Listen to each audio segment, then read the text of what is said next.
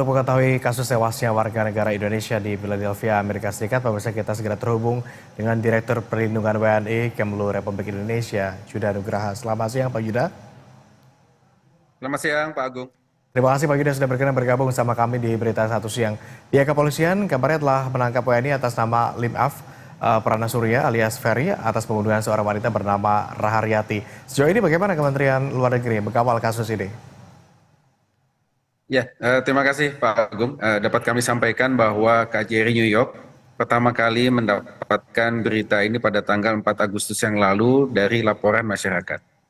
Dari informasi yang kita terima, terjadi pembunuhan seorang warga negara Indonesia dengan inisial RA, di mana pelakunya juga seorang warga negara Indonesia dengan inisial LFP. Dan kemudian KJRI New York segera berkoordinasi dengan kepolisian setempat dan terkonfirmasi bahwa betul ada peristiwa pembunuhan yang bersangkutan meninggal dunia karena luka tusuk di leher dan di kaki, dan kemudian pelakunya juga mengalami luka-luka di kaki dan kemudian setelah mendapatkan perawatan saat ini berada di correctional facility yang ada di Philadelphia. Pak Yuda, motifnya domestik ini kejadiannya sudah 4 Agustus lalu, tapi mencuat baru-baru ini. Informasi yang didapat oleh Kemenlu ini kapan? Dan mengapa baru muncul sekarang informasinya? Pak Yuda.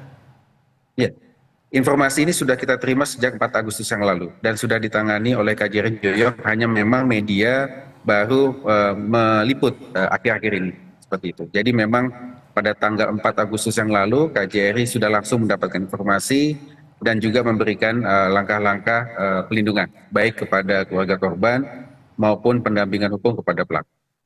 Oke, KJRI sebetulnya sudah tahu ini ya sejak tanggal kejadian 4 Agustus lalu, tetapi memang baru masuk ke media baru-baru ini ya. Kepolisian Philadelphia juga telah memproses pelaku pembunuhan, benar demikian ya? Sejauh ini pasal apa yang dikenakan? Kami dengar bahkan 4 pasal dikenakan sekaligus begitu. Iya. Dari informasi terakhir, penyelidikan masih terus dilakukan dan tanggal 20 Agustus yang akan datang akan dimulai hearing pertama dari tuntutan yang kita catat, yang kita terima informasinya adalah tuntutan pembunuhan, ya, pertama murder, dan kemudian tampering with evidence, ya, dan kemudian possessing instrument of crimes dengan ancaman maksimum penjara seumur hidup. Oke, penjara seumur hidup. Kalau proses hukuman di Indonesia ini akan seperti apa?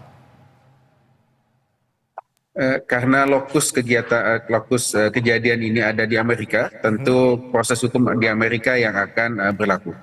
Dan sebagaimana menjadi tugas dari KJRI New York, kita akan melakukan pendampingan hukum kepada pelaku untuk memastikan yang bersangkutan mendapatkan hak-haknya secara adil di peradilan setempat.